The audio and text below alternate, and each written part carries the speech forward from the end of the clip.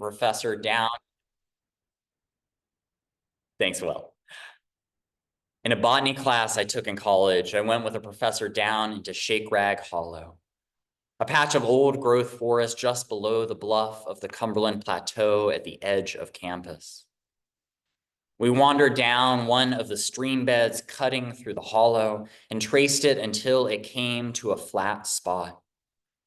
The spot was indistinguishable from the forest around it, except for one thing. There, poking out of the ground, were the unmistakable green strap-like leaves and yellow flowers of a clump of daffodils. It would have been easy to walk past them. I've seen thousands of daffodils in my life. They're a springtime staple that is largely unremarkable. But these were striking because of how out of place they seemed. Springing from the ground in the middle of a forest, not in the manicured bed of someone's garden. Given the right conditions, the professor explained, a cluster of daffodils once established can persist for decades, centuries even. The clump in front of us was a sign that the forest before us hadn't always looked the way that it looked now. There had once likely been a homestead there, a family who made their way up the hollow and settled there, built a home, raised children, cared for animals, maybe tended a small garden. And they planted the daffodils.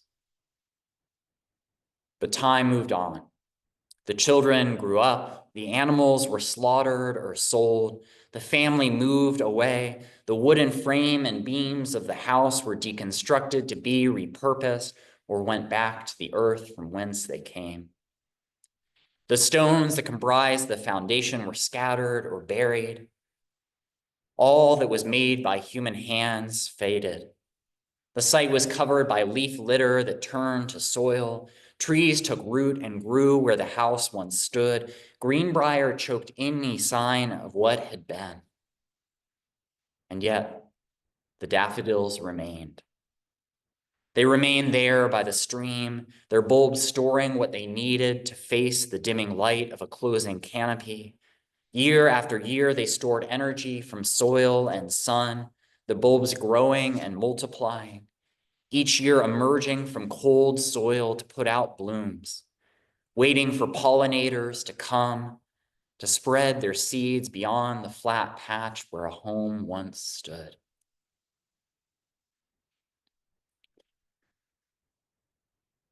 Cursed are those who trust in mere mortals and make mere flesh their strength, whose heart turns away from the Lord.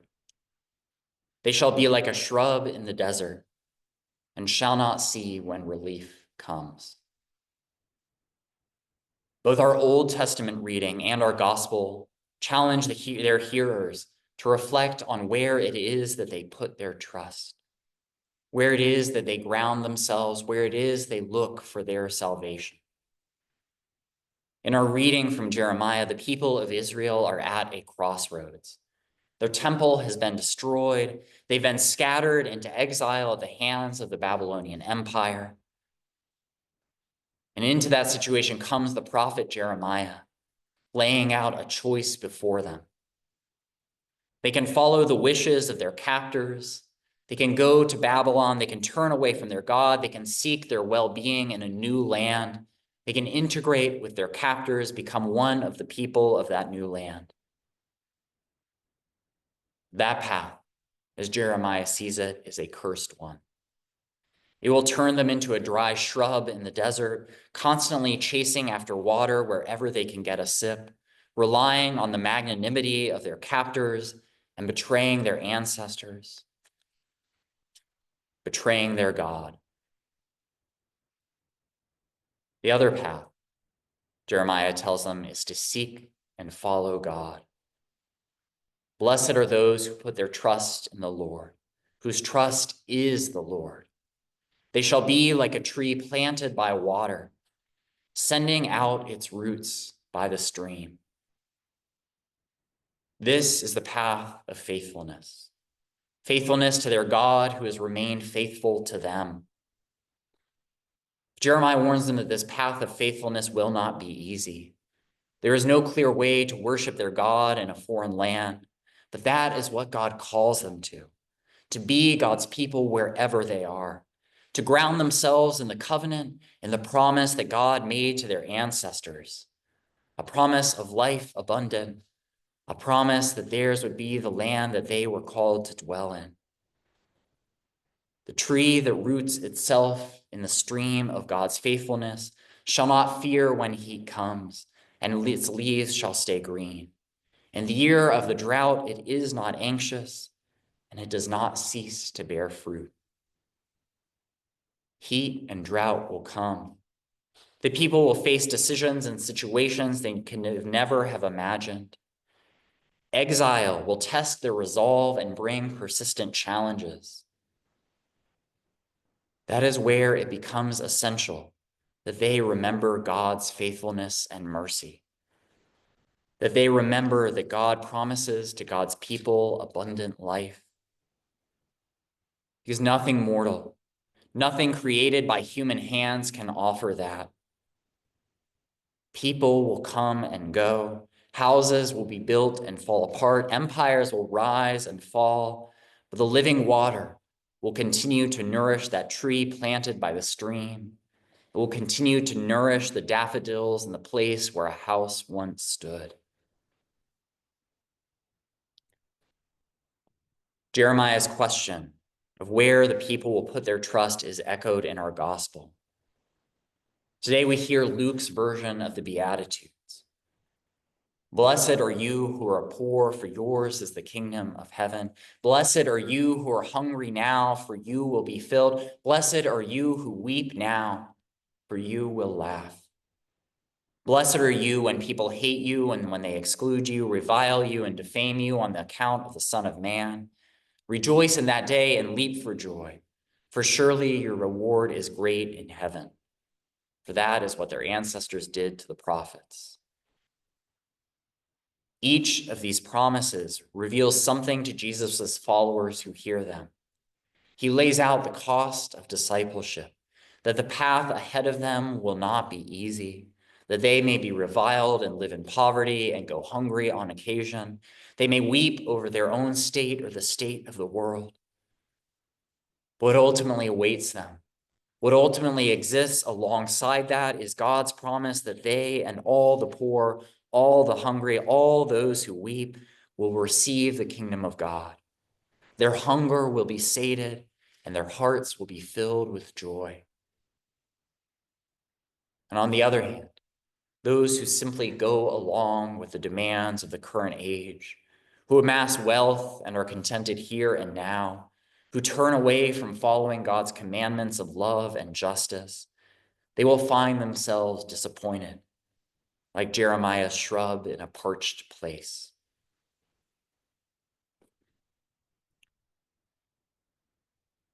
Where do you place your hope? Where do you place your trust? Will you put your trust in the institutions of this world? Will you look to political leaders or new technologies or billionaires with public platforms or ways of making money at the expense of others to find your well-being?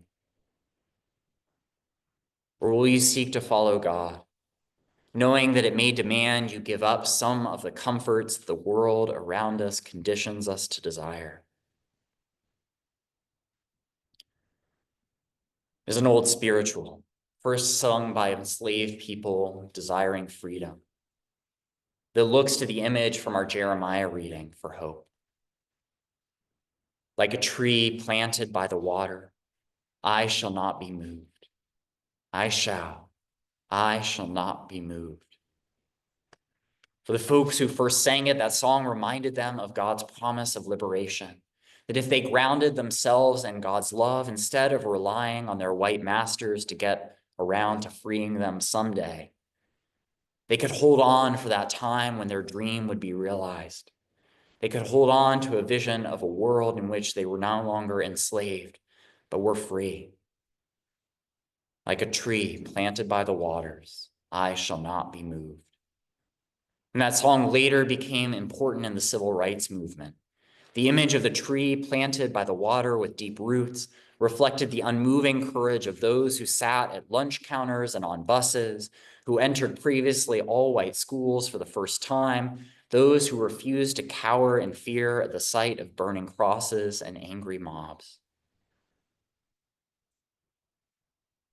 Like a tree planted by the water, I shall not be moved. In our own fast-moving political climate, it's easy to feel like a shrub in the desert, searching for water, riding each cycle of drought and plenty, of outrage and anxiety, of not knowing what will happen or what will come next. But wherever you stand, politically, socially, if we are grounding our hope in mere mortals, in a president's executive orders or the decisions of the courts or the actions or inactions of Congress, we will be disappointed. Presidents come and go, executive orders are signed and rescinded, our nation's fortunes rise and fall. To put ultimate hope in any of them will only leave us parched and wanting. But the way forward that Jeremiah presents to his people, that Jesus lays out for his disciples, that the songs of the civil rights movement proclaim, is the way of grounding ourselves in the steadfast faithfulness of God. It is the path of trusting that in God's time, mercy, justice, and compassion will have the last word, that God's promises endure beyond the life of any human institution. If you ground yourself in that, if you root yourself deeply in that and draw from its springs, like the daffodil cluster growing where a house once stood, you will have something to draw from each and every day, to nourish you for the struggle here and now, to reveal God's justice and mercy in and through the world. So my prayer for all of us is that we may be a community deeply rooted in God's love, that may be the source of our strength, the source of our courage, the source of all of our action, the source that shows us the way as we confront the challenges of our time, as we confront injustice within our own country and around the world.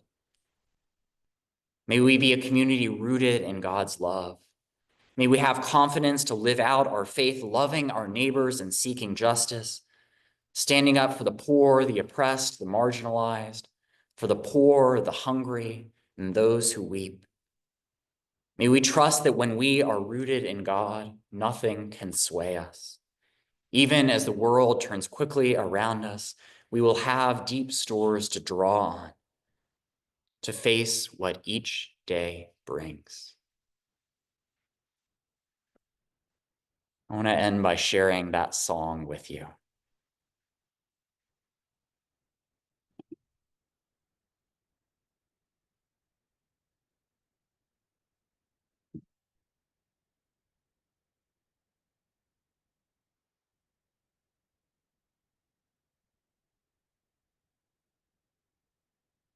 I shall not be moved. I shall not be moved like a tree planted by the water. I shall not be moved.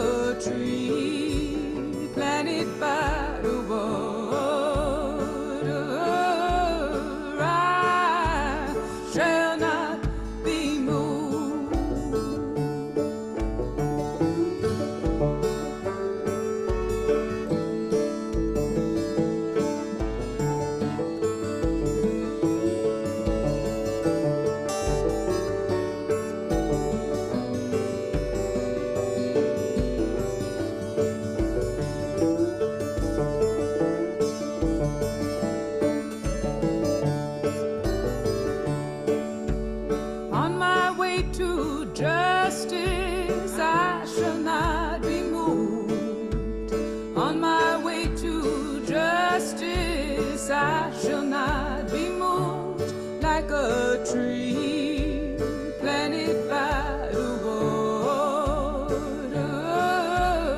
I shall not be moved on my way to freedom. I shall not be moved on my way to freedom. I shall not be moved like a tree planted by the water.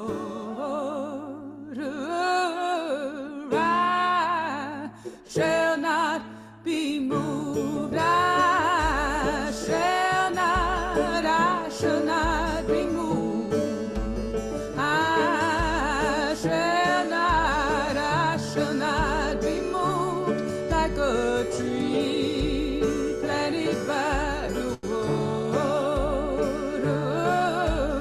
I shall not be moved.